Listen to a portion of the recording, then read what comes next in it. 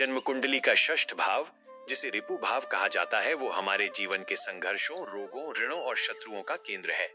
सांसारिक दृष्टि से यह भाव अत्यंत चुनौतीपूर्ण प्रतीत होता है, क्योंकि ये जीवन की उन प्रतिकूलताओं का प्रतिनिधित्व करता है जो हमें निरंतर संघर्ष के लिए विवश करती हैं। किंतु आध्यात्मिक और व्यवहारिक रूप से यह भाव हमारे अनुशासन, सेवा भावना और शत्रुओं पर विजय प्राप्त करने की क्षमता का भी कारक है। जब इस भाव की ऊर्जा संतुलित होती है तो व्यक्ति बड़ी से बड़ी बाधा को अपने धैर्य और श्रम से पराजित कर देता है। परंतु यहाँ दोष होने पर व्यक्ति का जीवन न्यायालय के विवादों, आर्थिक बोझ और गुप्त शत्रुओं के षड्यंत्रों से घिर जाता है। षष्ठ भाव की निर्बलता व्यक्ति के भीतर के अनुशासन को नष्ट कर देती है, जिससे वो अपने शत्रुओं को बाहर ढूंढने लगता है, जबकि उसके वास्तविक शत्रु क्रोध, आलस्य और अहंकार उसके भीतर ही पनप रहे होते हैं। जो व्यक्ति इस भाव के कुप्रभाव से ग्रसित होता है, वो अपनी सेवा और कर्म के प्रति उदासीन हो जाता है।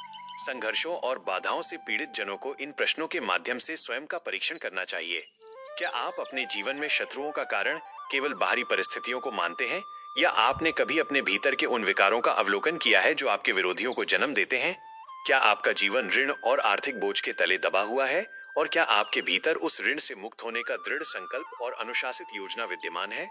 क्या आप अपने कार्यक्षेत्र में अपने सहकर्मियों और सेवकों के प्रति न्यायपूर्ण और दयालु दृष्टिकोण रखते हैं, या आपके व्यवहार के कारण वहां गुप्त शत्रु उत्पन्न हो रहे हैं? क्या आप कठिन और संघर्षपूर्ण परिस्थितियों को एक अवसर के रूप में स्वीकार करते हैं, या आप चुनौतियों को देखते ही मानसिक रूप से पराजित होकर पलायन का मार्ग ढूंढते हैं?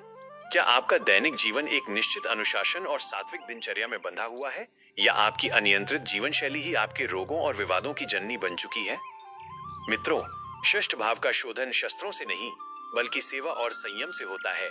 जब आप अपने अहंकार का त्याग कर समाज के प्रति निस्वार्थ सेवा का भाव अपनाते हैं और अपने जीवन को अनुशासन की अग्नि में तपाते हैं, तो ये भाव जागृत होकर आपके समस्त शत्रुओं और रोगों का शमन कर देता है। स्वयं पर विजय प्राप्त करना ही संसार पर विजय प्राप्त करने का प्रथम चरण है। शुभकामनाएं और विदाई।